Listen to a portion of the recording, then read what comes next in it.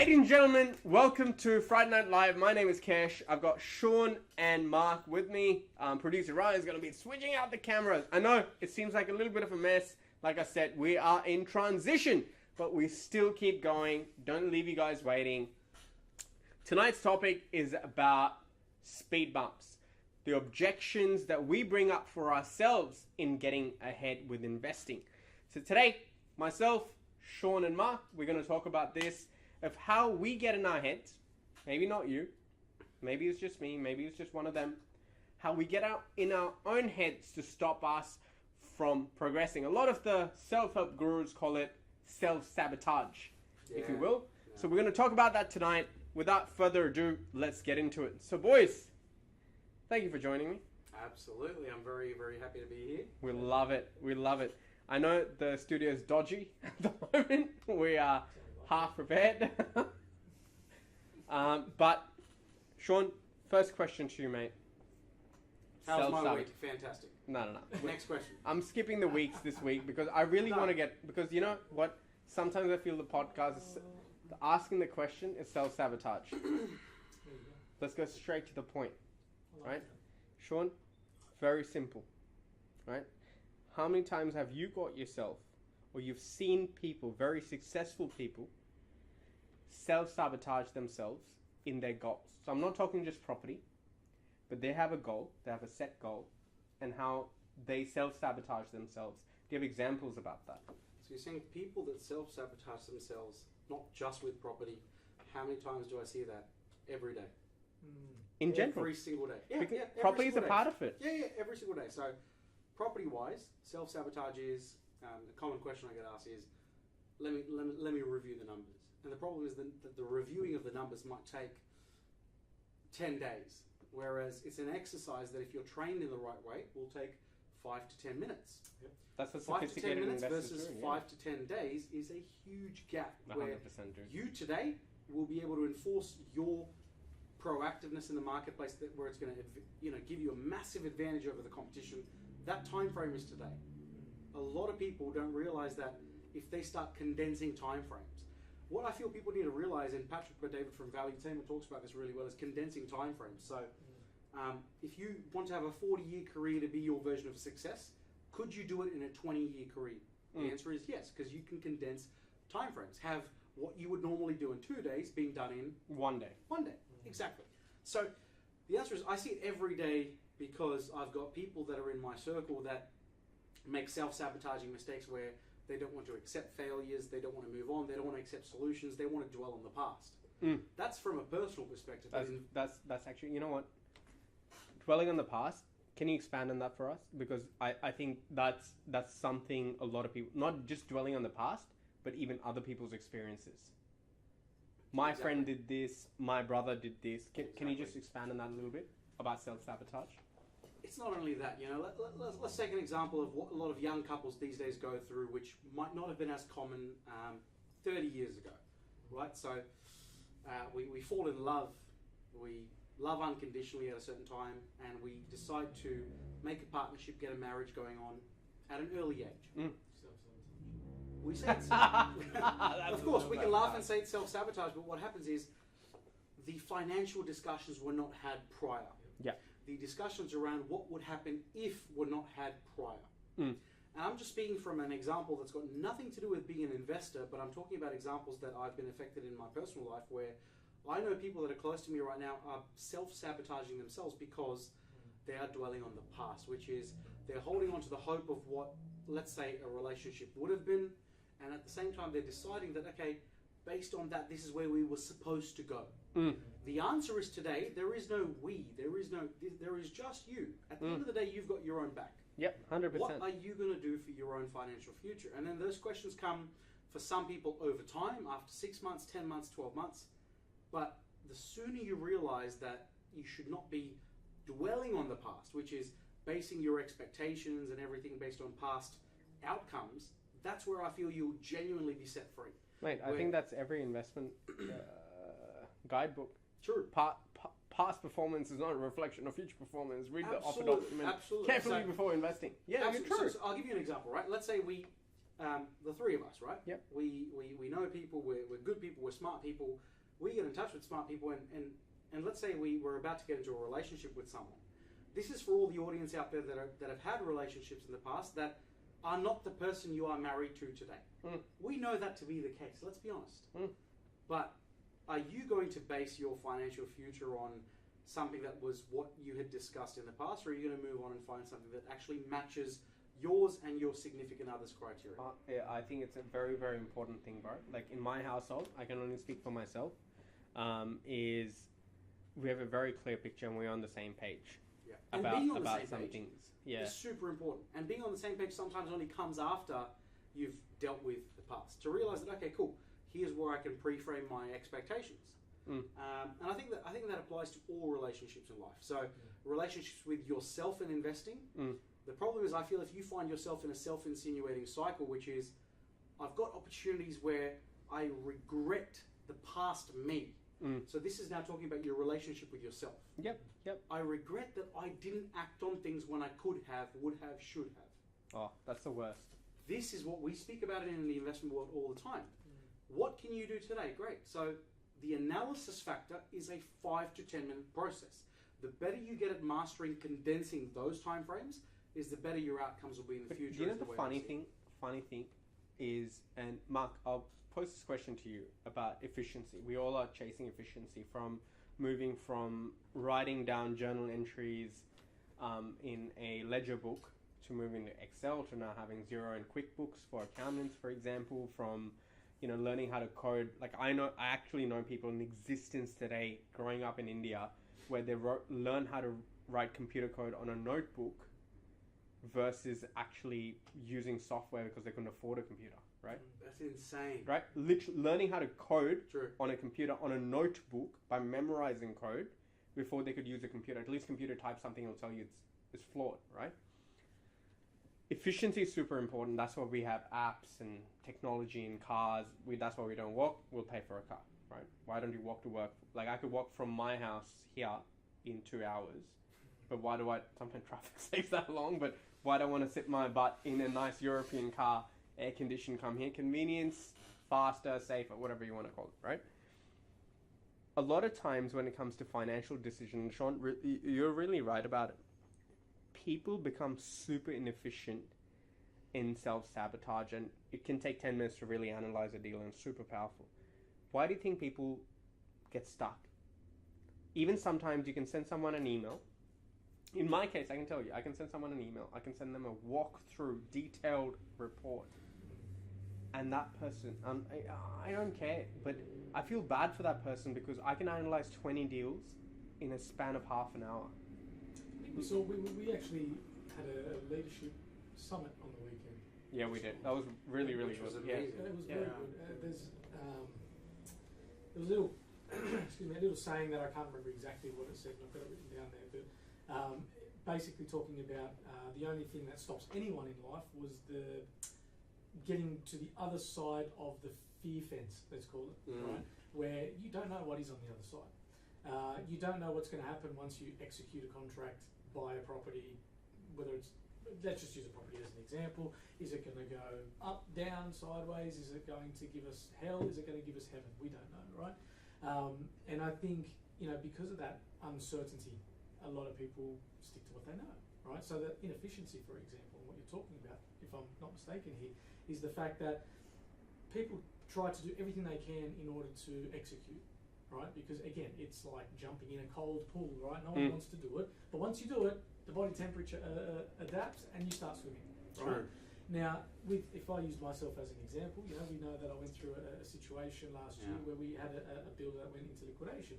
I didn't know what to do, but I thought, well, what am I going to do? Sit here? You just get proactive, right? You get proactive and go, well, it's either sit around or and I feel to that point. I've heard a lot of conversations where, I used to be close to a lot of people who have spent time in victims units, in people that used to be abused, and you realise that fear has a paralysing factor.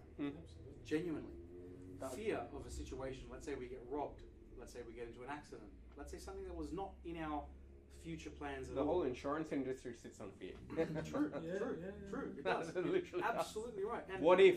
And fear has a paralyzing factor.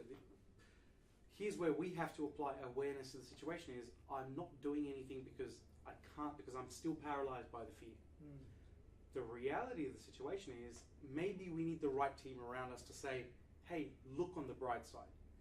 Sometimes we need people to be on the right team of us going, the grass is not greener on the other side. But either way, you have to be aware of your situation. I feel acutely aware of going, okay, what am I going through right now?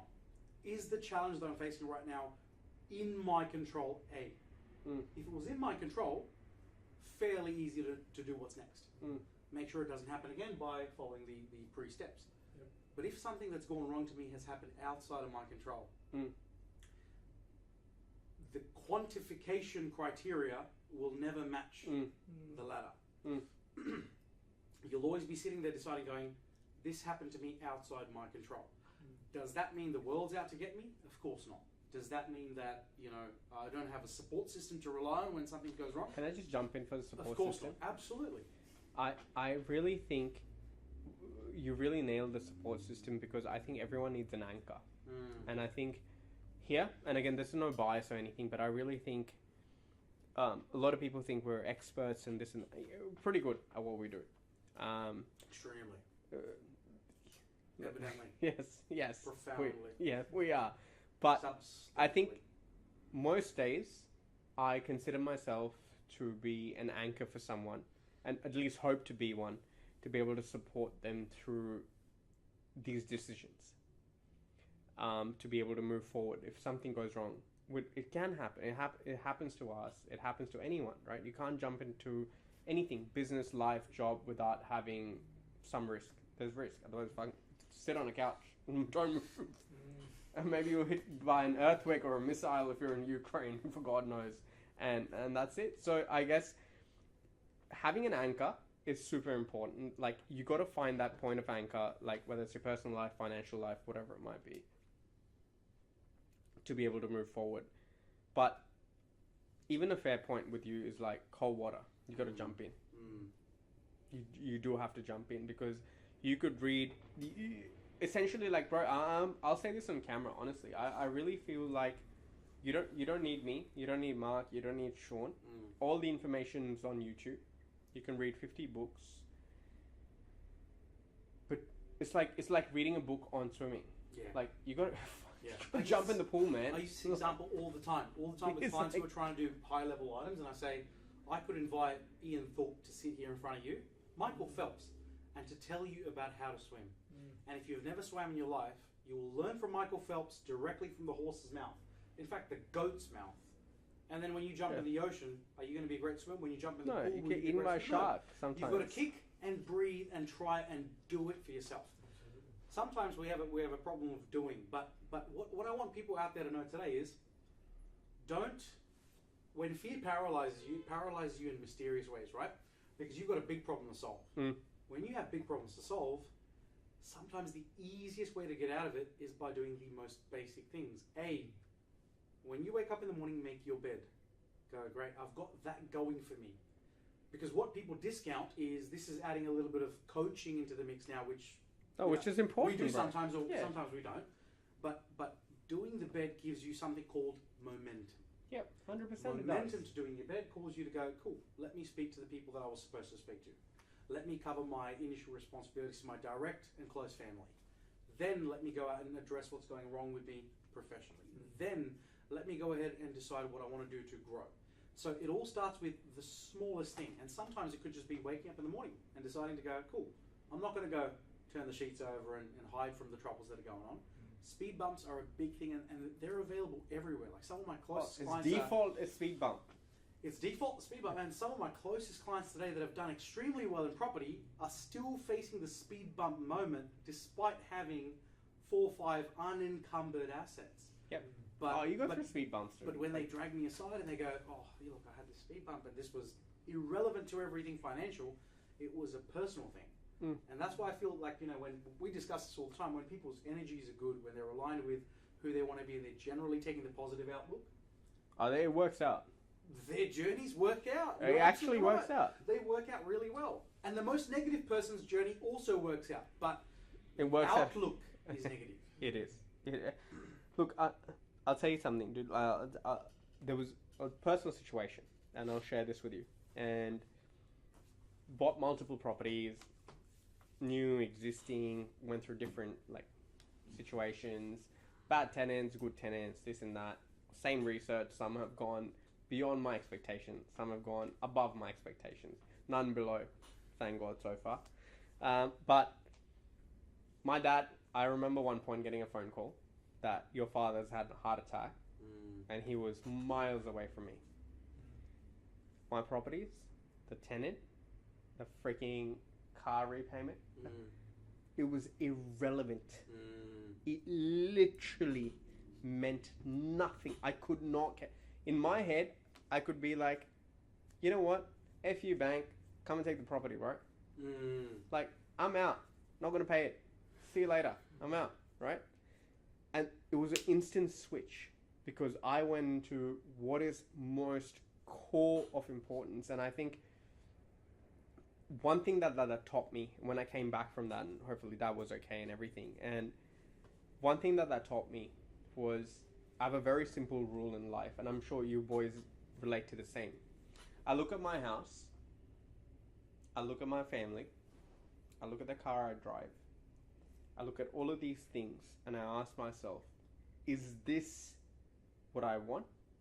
And is this my end goal? Then protect it. And if you're not where you want to be, you're not a type. I'm happy to take a bus tomorrow. I'm going to take the Audis. Don't care. Can I say as well? And this is something that we're all guilty of. It's always talking about an end goal. But do we really have an end goal?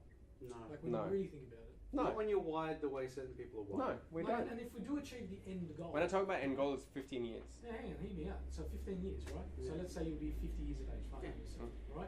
You're 50 years of age. Well, what do you do after you hit your end goal? Do you then keel over and die? And that's True. it? No, we've got double up. Correct. So then we never have an end goal. Yeah? True. It's a fallacy. Fallacy. It's a proper and fallacy. That's what people don't realise either, because again, we're always, and this is human society, right? We're not going to go into it now, but like, let's be real. We're always dangled. Would you guys agree? Shape and form. There's always someone above us, yeah.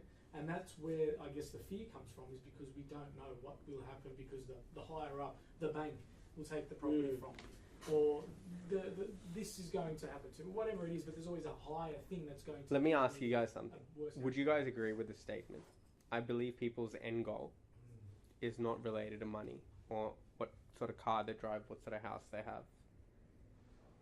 People's end goal is related to everything in life as a choice. Everything in life is a choice. I have my time back. Right? Everything in life is a choice. I have my time back, and I'm not enslaved to anything. Because you could be a high-flying corporate on a $500,000 job with a $3 million mortgage. Yeah, but with raging depression every night. Because not that you hate your job, because you know you go to the days you don't want to go to work, you go to work because you still got a bill to pay. Correct. So I think all we're trying to do in this life is own things that take our time away, because we've got to go to work for them. Right? We want the nicer car, the bigger house, all of these things, but we have to work for them. And all we're trying to do is almost resenting them, because we're going, I want my time back, because we can never buy time back. So the end goal is to live life, whatever it might be. It might not be material. Could be, hey, my family is secure, my kids go to a good school, my parents, whatever, friends, family, I can do my little bit of part. Most people are pretty reasonable. And I want my time back, because I can tell you my personal belief system. I do not want to drive a $10 million car or have a $1.7 million Richard Mille if I've got to show up at 8:30 in the morning on someone else's time. But I think as well, to add to that, everyone has this desire for the shackles of freedom being released. But then they don't know what they do with their freedom anyway. Right? That's another thing. And that's another I've got an amazing story to share with that. Yeah. What you just said. Right? There's a beautiful sunny coast. There's a family on the beach. A businessman sees a young man with a young family on the beach. He goes to him and goes, hey, what do you do for work? And the man on the beach with his family goes, I'm a fisherman. The businessman goes, you're just a fisherman? Why don't you build a big business? You can do so many more things, because you've got the fishing attributes, You've got the knowledge. Become a fisherman. What will I do after that? Says the fisherman. He says, you'll have more time to do what you want. Fantastic. Well, I'm just relaxing on a Sunday afternoon anyway.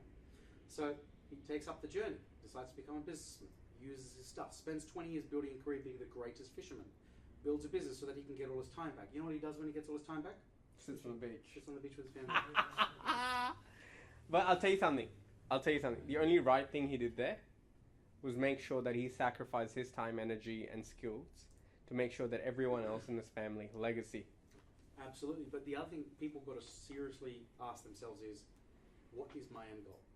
And if my end goal, the answer is we know it can't be a time-based. It can't be money-based thing, bro. It can't be like I need this house, this. Yeah, it has to be a lifestyle. What do I like to do every day? What I like to do is it continually serving people? Then don't be upset if you're serving people today. Yeah. Enjoy I the agree. moment. If I your agree. goal is to giving back to people, then start giving back a little bit today. If you're earning $100, give back $1. If you're earning $1,000, give back $100. Simple. So that's where I think people have to continually align fulfillment with making bread to survive all the time. I agree. A constant journey. Sean, I think the takeaway for today's episode is actually fulfillment starts today. If you feel something strong about something, cut the rubbish, cut the keeping up with the Joneses, cut having the biggest house, nicest car. I'm all for it.